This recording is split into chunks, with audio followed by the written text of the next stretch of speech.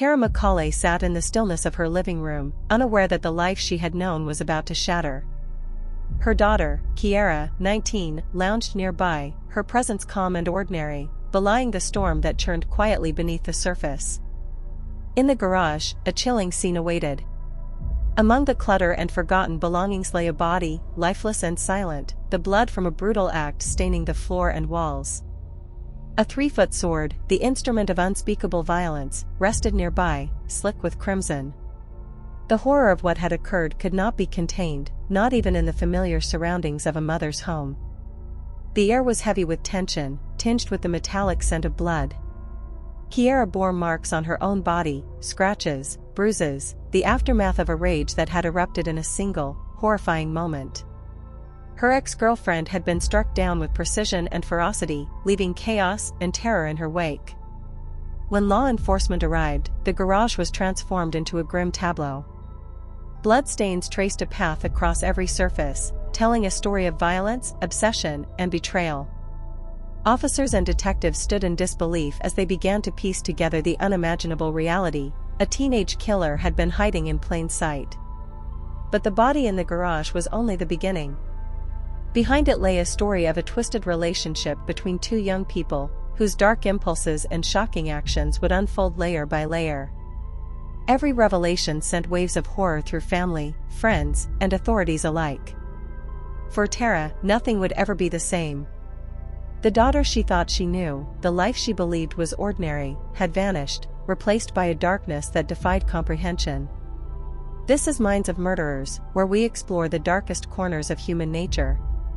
If you haven't subscribed yet, hit that button now to uncover more chilling, spine-tingling cases that will leave you questioning what lies beneath the surface of ordinary lives. Brace yourself, because what you're about to witness is far more disturbing than you could ever imagine. Now, let's dive in. In the early hours of that January morning, before the officers arrived at the McCulley residence, the first sign that something was terribly wrong came from a phone call placed miles away. It wasn't Kiara who reached out, nor Tara, nor anyone directly inside the home. Instead, the call came from the mother of 22-year-old Isaac, the young man who would soon become central to the investigation. She reported that her son had shown up in a state of panic. He had fled the McCulley property, shaken and unable to compose himself. According to her account, Isaac told her he had walked into their garage and seen something so disturbing he could barely speak. She relayed the information to the dispatcher. He claimed he had just witnessed Kiara killing someone. The dispatcher attempted to extract what details she could. The caller didn't know the condition of the victim or even the identity of the person Isaac said he saw. What she did know was that her son was terrified, insisting he had seen a body and that Kiara was responsible. With that, the call set the response into motion. Units were sent to the residence immediately.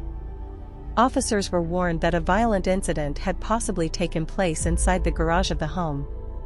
Even before reaching the address, responding officers noted the seriousness of what had been described. They prepared for the possibility that the suspect might still be active, that a weapon might be involved, and that other individuals could be in danger. The nature of the call gave no assurance of safety, only urgency.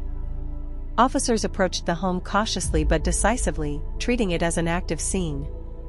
With the information provided, they understood the potential presence of a victim inside the garage and the possibility of a suspect somewhere on the property. There was no clear indication of when the alleged assault had taken place or whether it was ongoing. One of the first priorities was to clear the exterior and interior areas of the residence for potential threats.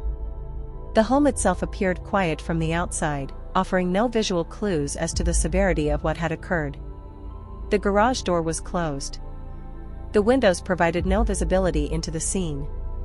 Nothing outwardly suggested what officers would soon confirm inside. As they announced themselves at the door, they encountered Tara McCulley, who was unaware of the events that had unfolded on her own property.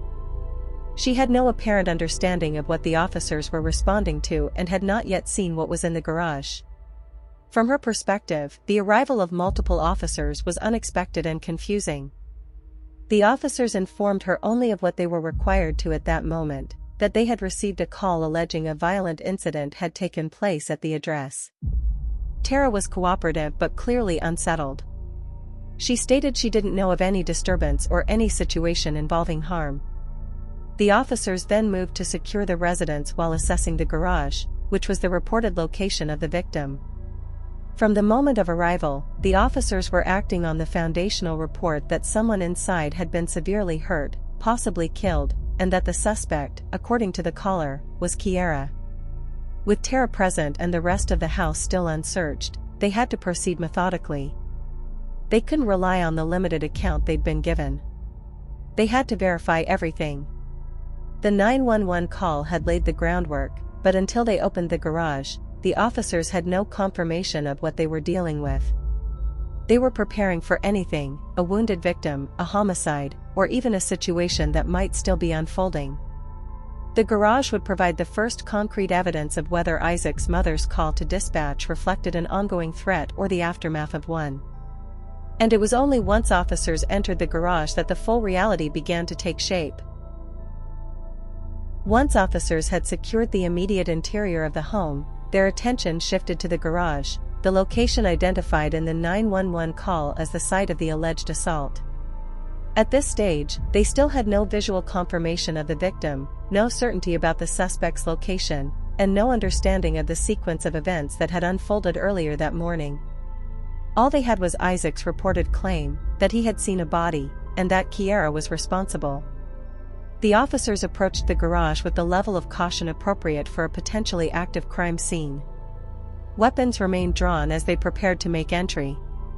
The garage door was closed, leaving no visibility inside. Standard protocol dictated that they assumed the alleged attacker could still be present, armed, and possibly prepared to harm others. The lack of information required them to operate under the assumption of risk. Upon opening the door, the scene inside immediately confirmed the severity of the situation. There, on the garage floor, officers located the body of 21-year-old Grace Jennings. She was unresponsive, clearly deceased, and had sustained multiple sharp force injuries. The wounds were extensive and left little ambiguity about the nature of the assault. Nearby, resting on the ground, officers noted the presence of a sword consistent with the weapon described in the initial report. There were no signs of struggle within the garage that suggested prolonged movement. The scene appeared largely static, indicating the assault had been swift and localized. The weapon placement, blood patterns, and the positioning of the victim allowed officers to preliminarily assess that the attack had occurred inside the garage itself rather than elsewhere on the property. These observations would later become significant during forensic review, but even in the early minutes of the discovery, they suggested that Grace had been brought to or lured into the garage shortly before the attack occurred. Officers immediately withdrew from the area to preserve the integrity of the scene. The garage was now officially recognized as the primary crime location. Additional units were called in to assist with perimeter security, scene containment, and the beginning stages of documentation. With the confirmation of a homicide, the investigative process escalated quickly. Detectives were notified and instructed to respond to the residence. Meanwhile, Tara, who remained unaware of what had been found, attempted to return inside the home. Officers prevented her from re-entering, explaining only what procedure required, that the area was now an active crime scene and that no one was permitted to enter. It was at this moment that officers informed her, for the first time, that there was a deceased individual in her garage. Her reaction reflected genuine shock. There were no indicators that she had known anything about the events prior to the arrival of law enforcement. With the discovery of Grace's body confirmed, the next step was to locate and detain everyone connected to the residence in order to secure statements and determine the whereabouts of the suspect. Tara was escorted outside, and officers began asking immediate, basic questions about who had been present at the home overnight. Tara identified her daughter, Kiara, as residing in the house but had no knowledge of Isaac or Grace being present that morning. She was unable to provide clarity on whether any disturbances had occurred earlier. Her lack of awareness placed even more emphasis on the need to interview Kiara and Isaac as soon as possible. Kiara was located on the property without resistance. She was detained for officer safety and escorted outside, where she remained while the scene continued to be secured. At this early stage, her behavior was observed but not yet evaluated in depth. Officers noted that she did not appear surprised by the law enforcement presence, but she did not volunteer information. She complied with directions without incident. While officers worked at the residence, additional units were dispatched to locate Isaac, who was last known to have fled to a nearby business.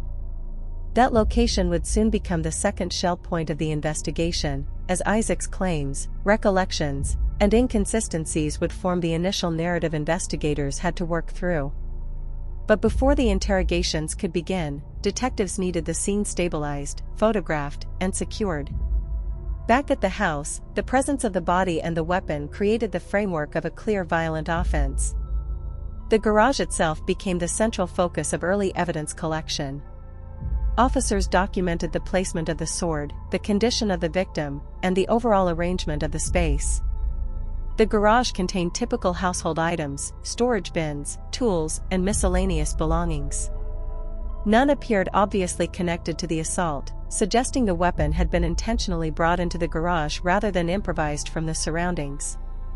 Emergency medical personnel were cleared to enter only after officers confirmed the suspect was no longer in the vicinity.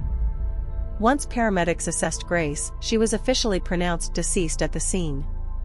The time of death would later be narrowed through forensic estimation, but it was clear she had been killed before Isaac made his panicked departure from the house. With the confirmation of a homicide and the victim identified, detectives began arriving on site.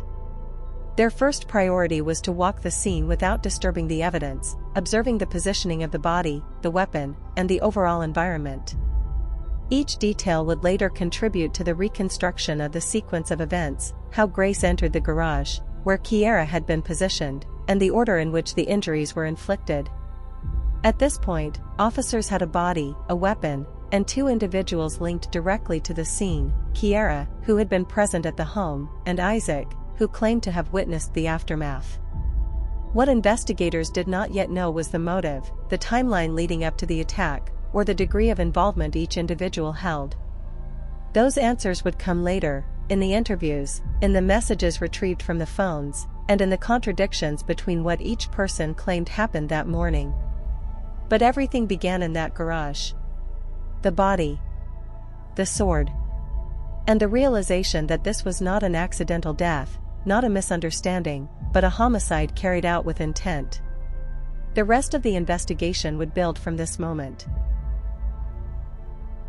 With the garage identified as an active homicide scene and the victim confirmed deceased, officers shifted into the next phase of response, locating, isolating, and securing all individuals who were present at the residence or connected to the call.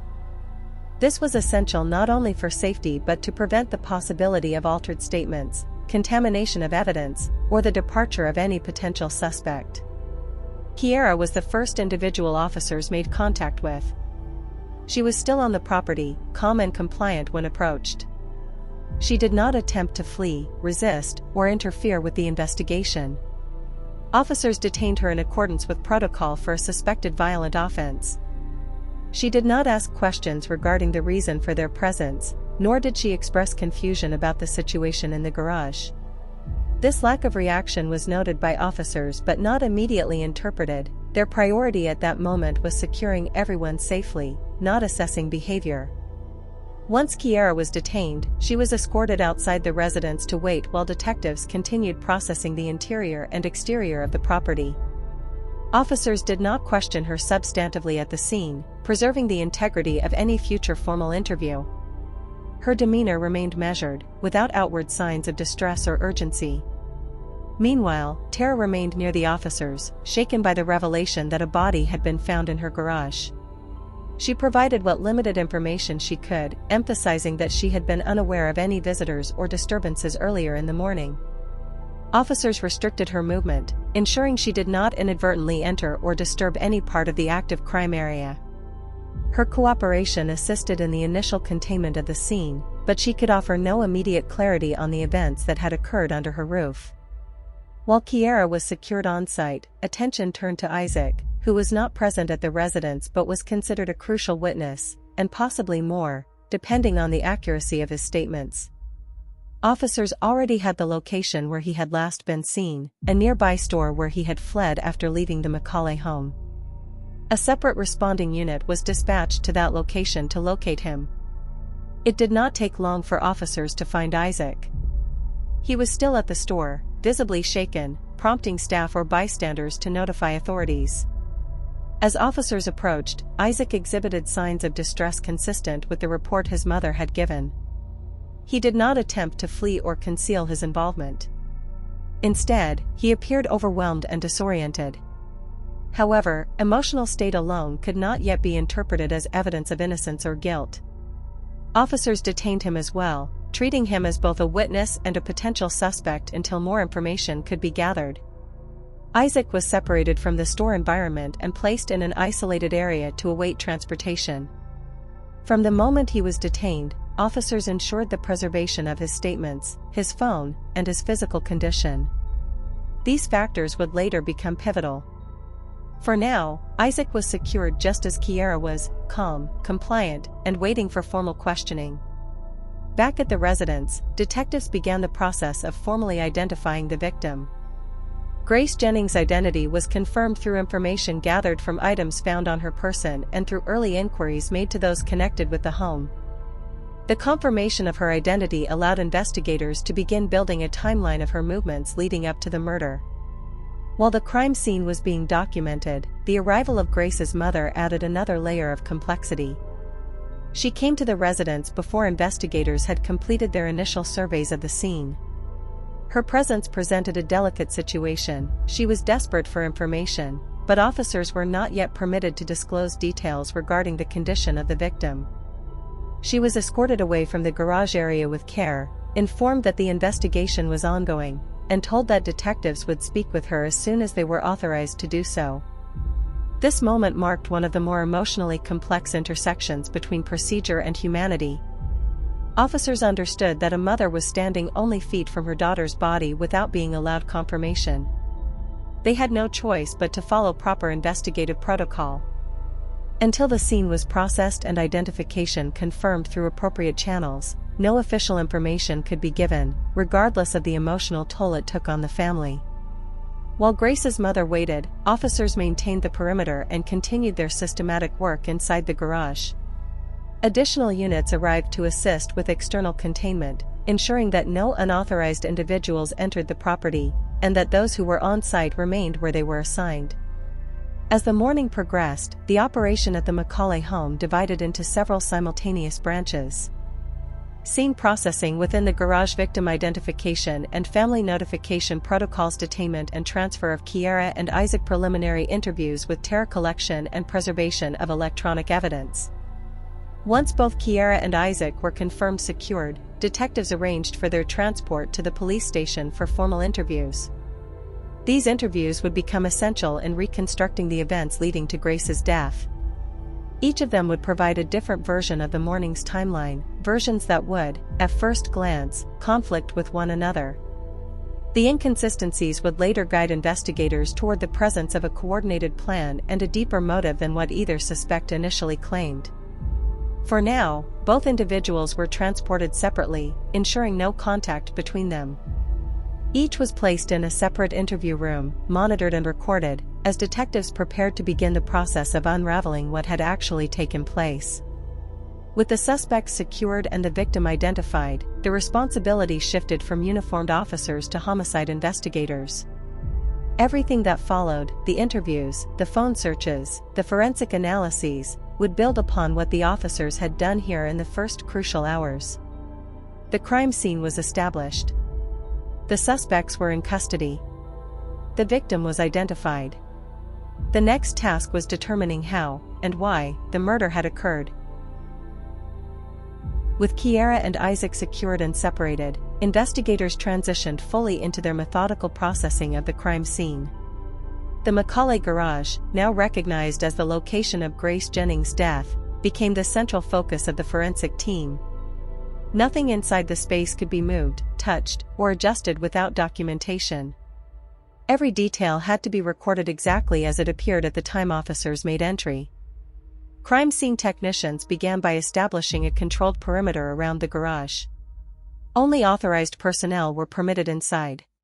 This ensured that the scene remained undisturbed and that the chain of custody for all evidence was preserved from the outset. Tape was placed around the exterior areas leading to the garage, and officers were assigned to maintain the perimeter and monitor all movement in and out of the location. Inside, the forensic team began capturing the broad visual context of the scene.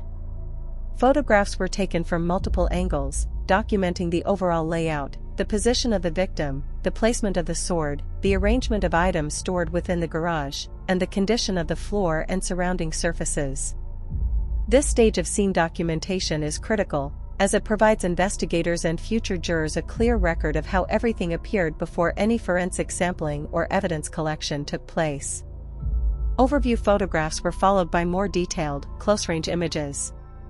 These included photographs of Grace's injuries, the precise orientation of the body, and the blood patterns found in the garage. Each image served a purpose. Blood distribution could later help determine the position of Grace at the time of the assault. The distance between the weapon and the body could indicate whether it had been placed, dropped, or moved. Even minor details, such as smudges or footprints, had to be logged in case they later contributed to reconstructing the sequence of events. After the initial photo documentation was complete, technicians began placing evidence markers throughout the garage. The sword, found near the body, was marked immediately. Additional markers identified areas where blood had collected, as well as spots on nearby objects that showed potential transfer or cast-off patterns. Although the garage contained numerous stored items unrelated to the assault, each object that showed any sign of blood or disturbance was approached with care.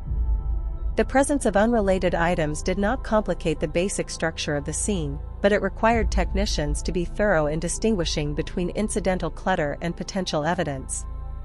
Forensic specialists then moved into the collection phase. The sword was treated with extreme caution. Its surface was photographed again before being handled. It was then carefully packaged to preserve any fingerprints, blood traces, or other DNA material. Later testing would confirm that the blood on the blade matched Grace and that the weapon had been used with significant force. The victim's body remained in place during this stage while technicians collected samples from the surrounding blood patterns. These samples would later help determine the direction and intensity of the blows, whether Grace had been standing or sitting when attacked, and whether she had attempted to defend herself. Early indications showed sharp force injuries concentrated to the neck and upper body, consistent with deliberate, targeted strikes. Once all surrounding evidence was collected, the medical examiner's office was cleared to take custody of Grace's body. The removal process followed strict procedures.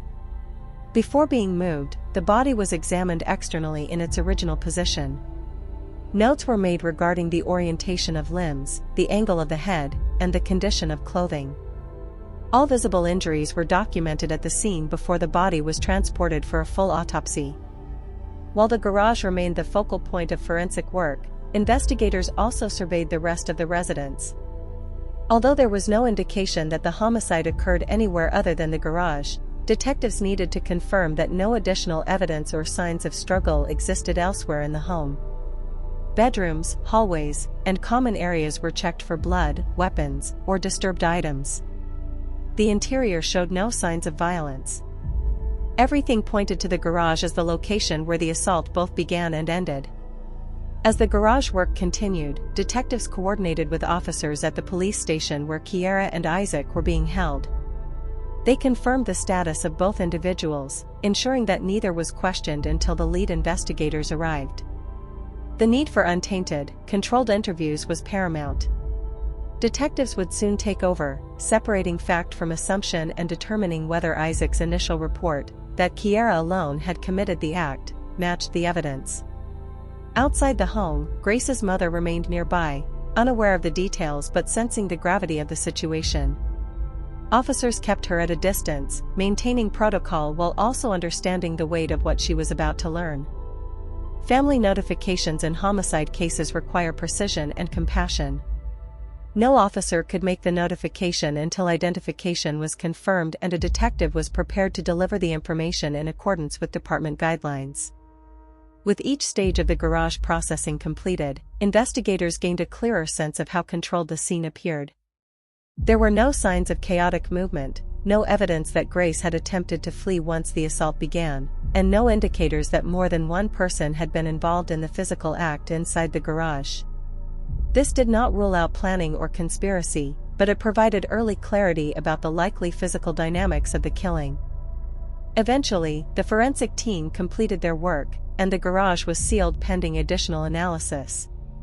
Detectives prepared to shift the investigation from the physical scene to the human components, interviews, motives, and the digital evidence that would ultimately reveal the depth of planning behind the assault.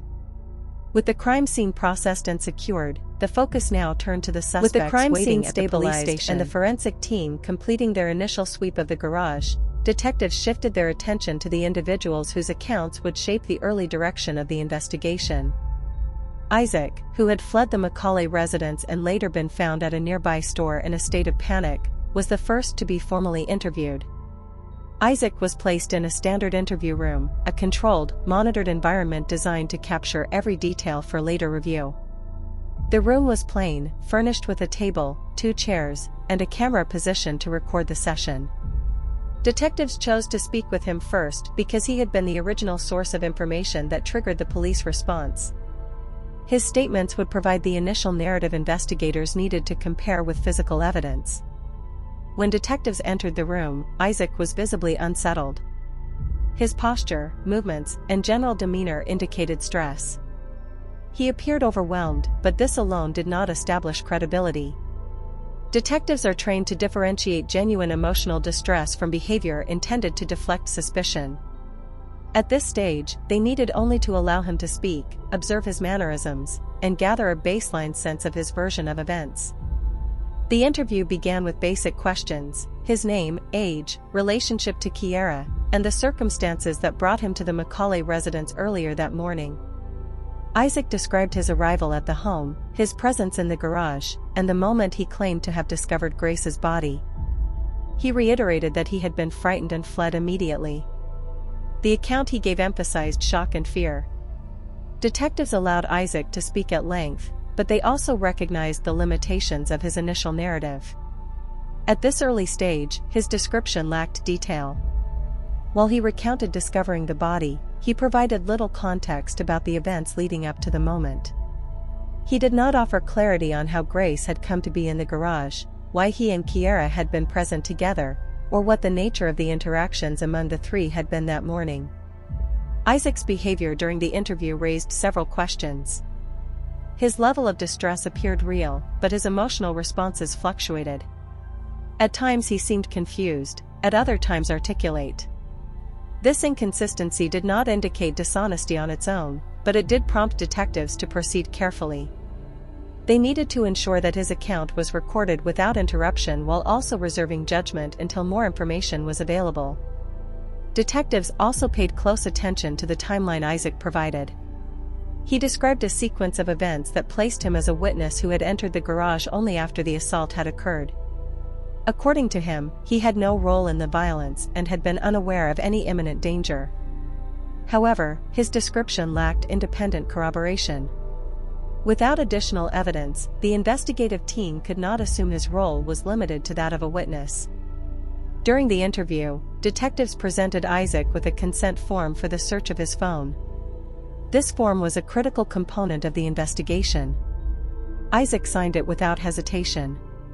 The lack of resistance allowed investigators immediate access to his device, which would later reveal digital communications essential to understanding the planning and motivation behind Grace's murder.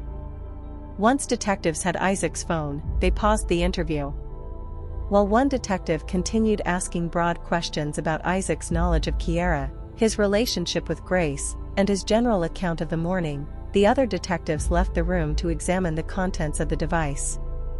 At this point, Isaac remained unaware that the messages on his phone would soon contradict parts of his narrative and reshape the focus of the investigation.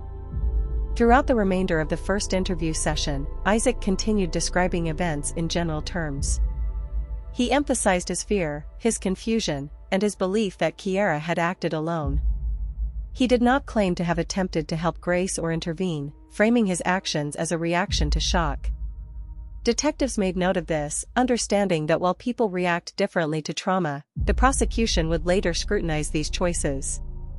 As Isaac spoke, detectives gathered baseline information but avoided challenging inconsistencies prematurely. Their goal was to record Isaac's spontaneous recollection before presenting him with any evidence that might alter his account. Once they had his unaltered version, they would compare it against the forensic findings, witness statements, and digital communication obtained from his phone. When the first stage of the interview ended, Isaac's role remained ambiguous. He had presented himself as a witness, but his statements lacked the clarity and detail detectives typically expect from someone who claims to have stumbled onto a crime scene.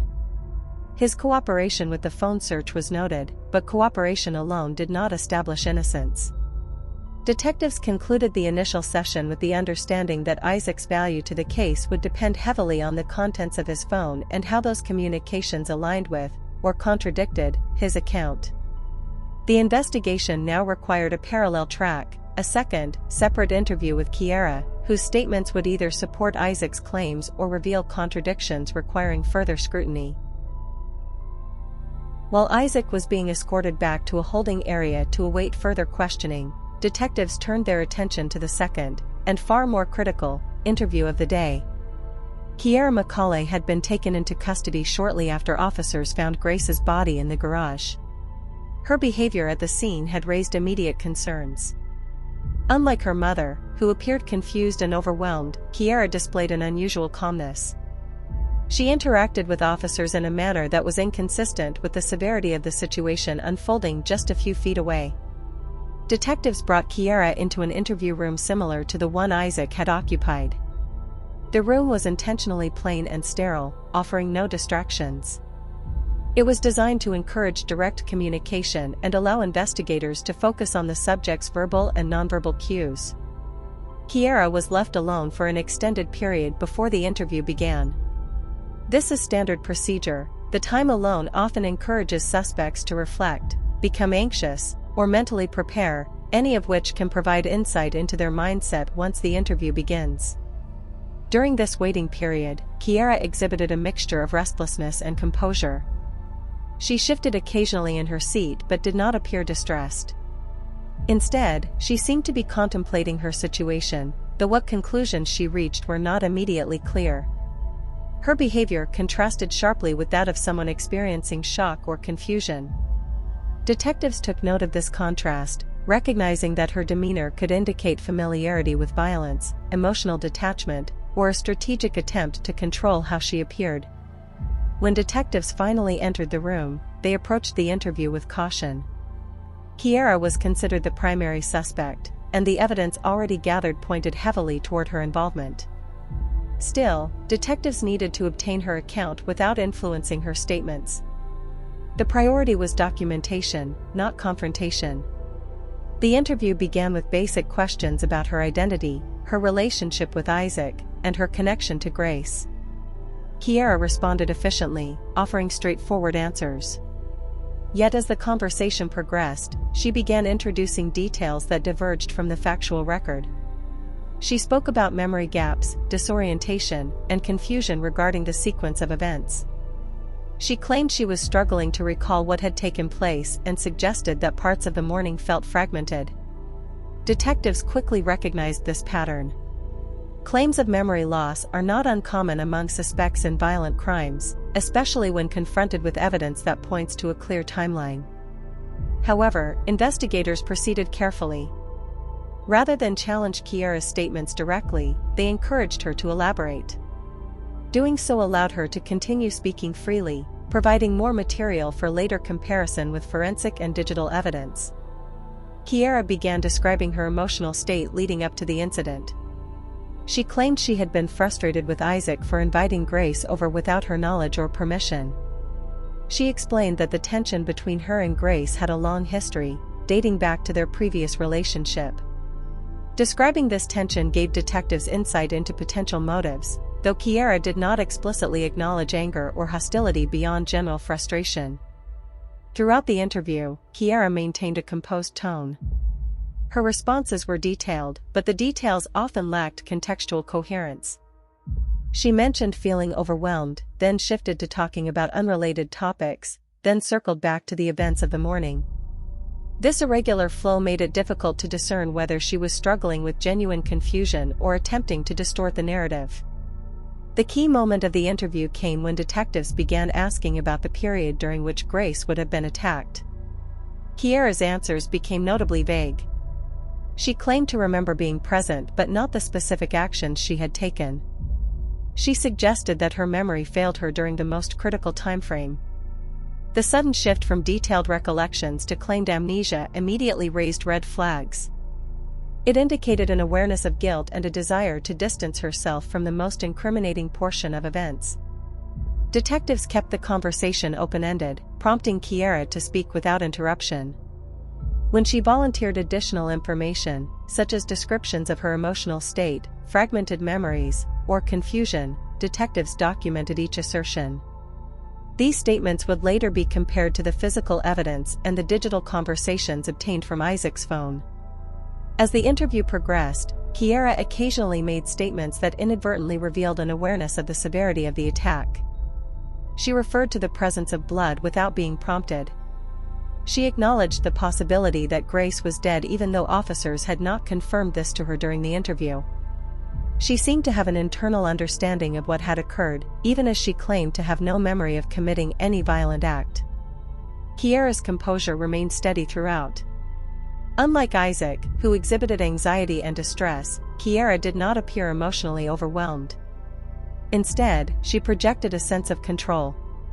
This calmness, combined with her selective memory lapses, left detectives with more questions than answers. While she had avoided making any direct admissions, her account lacked credibility. Detectives concluded the interview knowing that additional evidence would be required to fully understand Kiara's role in Grace's death. Her statements needed to be compared against the physical evidence from the garage, the autopsy findings, witness accounts, and, most importantly, the digital communications exchanged between her and Isaac. The next step in the investigation would bring the most critical shift of all, the moment when the digital messages retrieved from Isaac's phone began revealing the true nature of what had happened between the three young adults in the hours leading up to Grace's murder.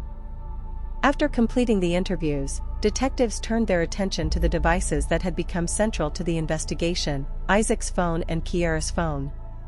In the digital age, phones are often more revealing than any interrogation, holding conversations, photos, and location data that can corroborate or contradict a suspect's story. In this case, they would become the key to unraveling what had really happened that morning. Isaac's phone was already secured and in forensic hands.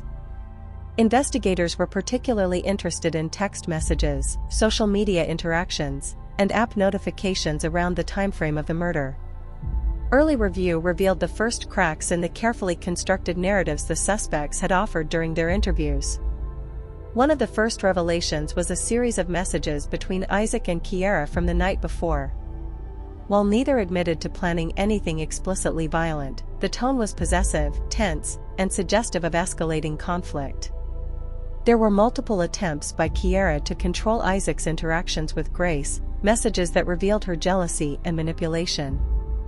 Isaac, in turn, appeared anxious and compliant, indicating he may have been caught between the two women in a situation he didn't know how to manage. Next, investigators discovered a set of messages exchanged during the morning of the murder. At first glance, they seemed mundane, discussions about breakfast, household chores, and casual banter. But when examined in sequence, a pattern of growing tension emerged. Phrases expressing irritation, veiled threats, and ultimatums hinted at a confrontation that was not visible to outside observers. This digital trail provided context that neither suspect had fully disclosed in their interviews. A particularly revealing moment came when forensic analysts recovered deleted messages. These had been deliberately removed from Isaac's phone but were recoverable through specialized software. In them, Kiara appeared to exert significant psychological pressure on Isaac, questioning his loyalty, his judgment, and even his morality. While she never explicitly instructed him to commit violence, the messages painted a picture of a manipulative and controlling influence. Meanwhile, metadata from the phones established precise timelines, including when each person entered or left rooms in the house, when the garage door was opened, and when specific digital interactions occurred. These timestamps allowed detectives to reconstruct the morning with astonishing precision, revealing that Kiara had opportunities to confront Grace alone, even in the narrow moments Isaac had claimed to be in control. As evidence mounted, a pattern of coordination became clear. While Isaac's interview suggested confusion and panic, the messages demonstrated that the two had been in constant communication. Kiara's digital footprint contradicted her claims of memory loss and emotional disorientation. It appeared increasingly unlikely that she had been a passive participant. Investigators now faced the difficult task of correlating this digital evidence with physical findings: blood spatter in the garage, fingerprints on surfaces, and the autopsy report, which would soon provide the exact nature and timing of Grace's injuries. Every message, every timestamp, and every deleted conversation was another piece of the puzzle, pointing toward a chilling conclusion: the murder was neither accidental nor impulsive. The next breakthrough would come when detectives analyzed social media activity. Notifications, reactions, and location tags helped reconstruct the mental state and movements of each suspect. Small details, like a read receipt, a deleted comment, or a seemingly innocuous photo, became vital evidence. Together, these digital breadcrumbs began to expose the true dynamic between Isaac and Kiara, and the hidden role each played in the events leading to Grace's death. By the end of the day, the phone evidence had shifted the investigation from theory to fact. Detectives now had a detailed, time-stamped narrative that both contradicted and corroborated statements from the interviews.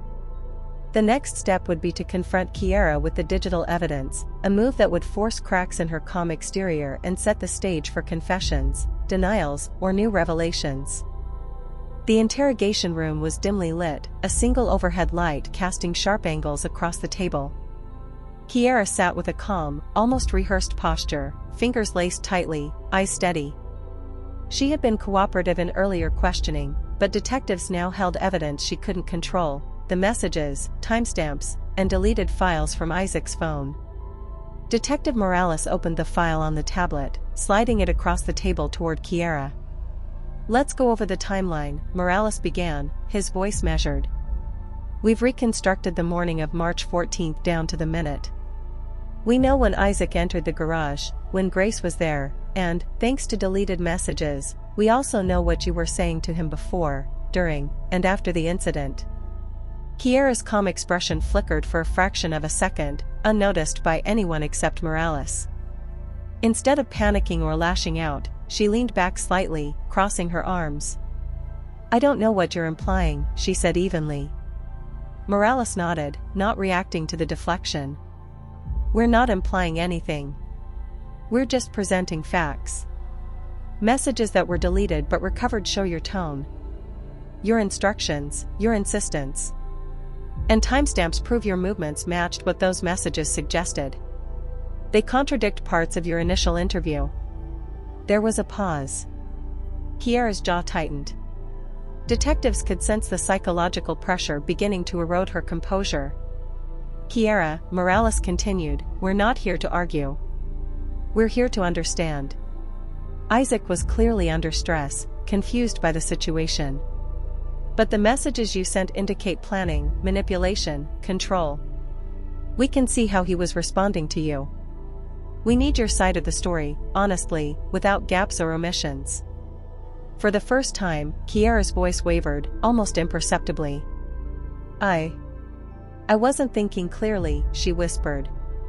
"I just wanted him to stop being with her. I didn't mean for anyone to get hurt." Detectives leaned in, carefully noting every word. It wasn't an outright confession, but it revealed a crucial admission: intent existed in some form, even if she tried to frame it as emotional confusion.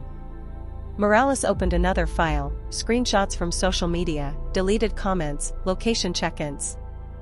"These show where you were, and what you were reacting to in real time. It matches the timeline from the garage, down to the minute. It's all consistent." The subtle accumulation of evidence, deleted texts, timestamps, location data, was beginning to close the gap between narrative and reality. Each new file presented was like a nail sealing the coffin on her carefully maintained story. Kiara's posture shifted. The calm exterior cracked, revealing anxiety, and for a brief moment, fear. The detectives let her stew, understanding that psychological pressure often yielded more than direct confrontation. Finally, after nearly an hour, she spoke again, softer this time. I pushed him to confront her. I didn't think he would. I didn't think it would happen like that. Detectives noted the wording carefully.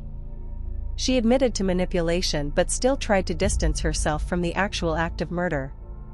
By the end of the interrogation, it was clear, the digital trail had accomplished what words and alibis could not. The narrative Kiara had tried to construct was fragmenting, piece by piece. It was a meticulous unraveling, guided by evidence that was invisible until technology made it visible. The chapter closed on a quiet but heavy note. Kiara's story was no longer whole. Every message, every timestamp, every deleted photo had chipped away at her facade. The next chapter would focus on the final confrontation between Isaac and Kiara, the culmination of evidence, and the moment when the full story, the motive, manipulation, and tragedy, would finally emerge. The room felt heavier this time. Silence pressed in from all sides as Isaac sat across from Detectives Morales and Rivera. He hadn't spoken much since being brought in, eyes fixed on a corner of the floor, hands clasped tightly together. The weight of suspicion, guilt, and fear seemed to bend his shoulders inward. Morales began, soft but firm. Isaac, we've gone over the timeline, the messages, the deleted files, the social media activity. We know what happened, and we know how it started. You've been under a lot of pressure. We're not here to punish you for being human, we just need the truth. Isaac's jaw trembled. I can't, his voice cracked. Morales waited, letting the words hang. Rivera leaned forward slightly. We're not here to accuse, Isaac. But we have Kiara's messages, and we have your phone. Everything aligns. We know how she pushed you. How she manipulated you. The truth isn't going to make this easier, but lying will make it worse. Isaac's hands began to shake. He looked up, eyes glossy. She told me I had to, that I had no choice. That if I didn't, everything would fall apart. Morales nodded, calm. We understand she influenced your decisions, Isaac. That's why we're here, to understand exactly what happened, moment by moment, from your perspective. Tell us everything, honestly. Isaac swallowed hard, the weight of the past week pressing down. I went to the garage that morning. I wanted to talk to Grace, to explain. But Kiara, she was there. She'd been messaging me nonstop, telling me what to say, what to do. I didn't know how to stop. He paused, shaking his head. I didn't mean to hurt her. Everything escalated. I said things. I did things, his voice trailed into silence. Rivera maintained eye contact. Isaac, we understand. Start from the beginning. Every message, every instruction from Kiara. Don't leave anything out. For the next hour, Isaac recounted the events in painstaking detail, how Kiara had sent messages while he was driving, how she'd insisted he confront Grace, how the words on his phone had guided his actions in real time. He explained the moment of confrontation, the argument that spiraled out of control, the panic, and the unintended violence. The detectives listened without interruption, carefully documenting every statement. They compared it against the recovered digital evidence. Every detail matched, deleted messages, timestamps, location tracking, even inconsistencies in Kiara's previous story. Finally, Isaac's shoulders slumped, exhaustion etched across his face. I didn't want this. I didn't mean for anyone to die. I was trapped. Morales leaned back, voice steady. The truth is out now. It's difficult, but it's important. You're not alone in this. But now we have the full picture. Isaac exhaled slowly, a tremor in his hands as he realized the weight of honesty. For the first time since the incident, he felt a strange relief, a release from the mental imprisonment Kiara's manipulation had created. The chapter closed on a solemn but clear note. The full story was revealed. The psychological manipulation, the pressures, the digital fingerprints, they all combined into an undeniable narrative. Kiara's influence had set events in motion, but Isaac's confession brought the truth into the light, a delicate yet powerful culmination of technology, human psychology, and moral consequence. The city moved on, as cities always do, but the echoes of that week lingered in every corner of Isaac's life. Court dates were set, lawyers shuffled documents, and the media swarmed every detail. Every phone call, every text message, every moment captured on surveillance was scrutinized, dissected, and replayed for the world to see. Isaac walked through the courthouse with a heaviness he had never felt before. Each step echoed in the hallways like a reminder of the choices he had made, the manipulation he had endured, and the lives altered. He was no longer just a suspect, he was a cautionary tale of how digital influence and human vulnerability could intertwine with catastrophic results. Outside the courthouse, Morales and Rivera stood quietly, watching as Isaac faced the world that had changed overnight. "You told the truth," Morales said. "That matters. It won't undo anything, but it's the first step towards something better." Inside the courtroom, the proceedings unfolded with a precision that contrasted sharply with the chaos of the week prior. Evidence was presented, witness testimonies read, and the psychological evaluations laid bare the extent of Kiara's influence on Isaac's decisions. The jury listened, some faces sympathetic, others incredulous. But no matter their judgment, the facts were undeniable. Isaac had acted under coercion, under manipulation, and under immense psychological strain. Outside, the city continued its rhythm, oblivious to the lives it had touched and altered. Grace, though physically unharmed, felt the lingering weight of betrayal and fear. The friends and family of everyone involved moved cautiously, unsure how to reconcile the people they thought they knew with the actions revealed in court. For Isaac, the aftermath was quieter, more introspective. Therapy sessions became a lifeline. He learned to process the guilt, the fear, and the manipulation he had endured. Each session peeled back layers of shame and confusion, revealing the resilience he had buried beneath panic and obedience. The digital chains that had bound him slowly loosened, replaced by self-awareness and a desire to rebuild. Kiara's influence, though gone, left scars that could not be erased. Her conviction came swiftly, the evidence was irrefutable, and the court recognized her calculated manipulation. Yet even as justice was served, Isaac realized that legal consequences were only part of the story. The real aftermath was the psychological, the emotional, the intangible effects that lingered in the corners of memory and behavior. One evening, sitting on a balcony overlooking the city lights, Isaac reflected on everything. The digital world, once a tool for connection, had become a weapon in the wrong hands. Technology, manipulation, and human emotion had collided, leaving a lasting imprint. But in that quiet moment, there was also clarity. He had survived. He had told the truth. And while the road ahead would be long, he was no longer trapped. The chapter closed on a quiet note, but one of tentative hope. Life, fractured though it was, offered the possibility of healing. The city, indifferent yet ever-moving, continued to pulse below him, a reminder that even in the wake of chaos, the world moves forward, and so could he. Weeks had passed since the courtroom drama ended.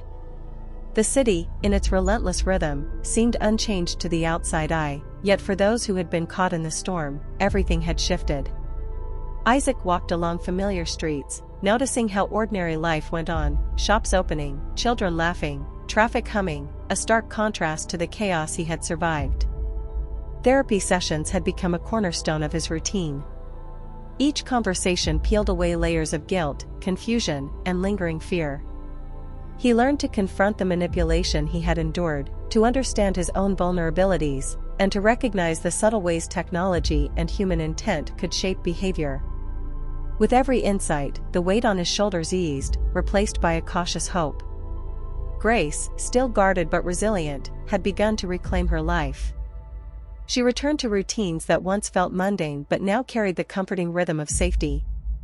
Their paths crossed occasionally, in quiet acknowledgement rather than conversation, an unspoken understanding that some bonds, forged in crisis, could never fully return to what they were, but might evolve into something steadier. For Morales and Rivera, the case left a lingering sense of unease. They had seen how easily lives could be manipulated, how quickly fear could override reason.